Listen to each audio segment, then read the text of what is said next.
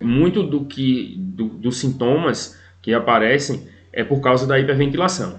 Sim, Então, sim. o paciente, ele involuntariamente, ele não é algo que ele quer fazer, que ele faz por vontade própria, por um quadro de ansiedade, por um quadro de pânico, por um quadro de... Às vezes tem alguma patologia associada, existem alguns estudos ali que procuram se existe uma sensibilidade a mais para algumas coisas, enfim.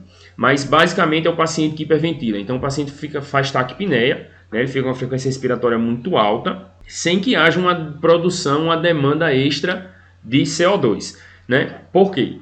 Quando a gente faz exercício físico, a gente faz taquipneia e faz hiperventilação. Sim. Mas a gente não faz os sintomas e sinais do DNV. Né? Por quê? Porque quando a gente faz exercício físico, a gente tem um aumento da produção de CO2. Então, a gente aumenta a produção de CO2 e hiperventila para compensar isso aí, botando o CO2 para fora. Sim. No paciente com DNV, ele não tem esse aumento de produção de CO2. Então, ele vai hiperventilar por um quadro ansioso, e muitas vezes é comum ele ter aquela respiração suspirosa, né? O paciente está falando aqui com você e daqui a pouco ele...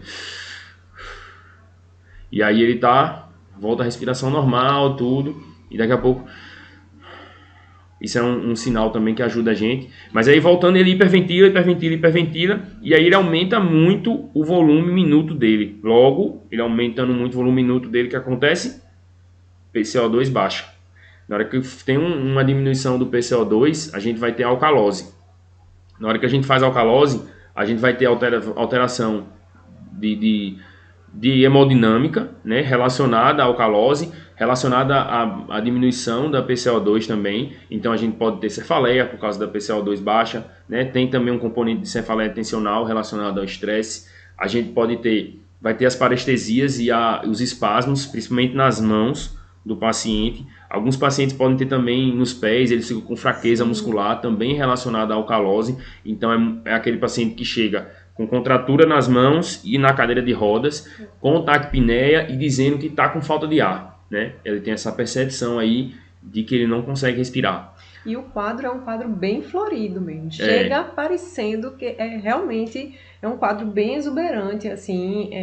Se você não tem muita experiência com plantão, se tem, já viu, com certeza, esse quadro. Mas se não tem muita experiência, é comum. É comum e nas primeiras vezes você fica, meu Deus do céu, você fica com medo realmente, porque é um quadro realmente exuberante. É um quadro, é um paciente que chama muita atenção, né? Porque ele chega causando ali até já na entrada, né? Ele chega na entrada lá já desesperado, porque ele tá sentindo muito desconforto. Então ele chega na entrada desesperado, pega a cadeira de roda, o maqueiro entra correndo, assim, então é uma coisa que chama muita atenção.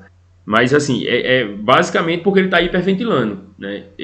Por ele hiperventilar, ele faz todas as manifestações desse quadro. Inclusive, já vi paciente que teve internamento em UTI por causa de síndrome de hiperventilação. A paciente chegou, no meu plantão ela chegou, já era a segunda vez que ela vinha com um relato de internamento prévio em UTI por hiperventilação. E a gente pegou uma gaso nela, obviamente ela estava com alcalose, né? Alcalose respiratória. Sim. Ela tinha outros comemorativos que aí levaram até a gente solicitar a gaso, né?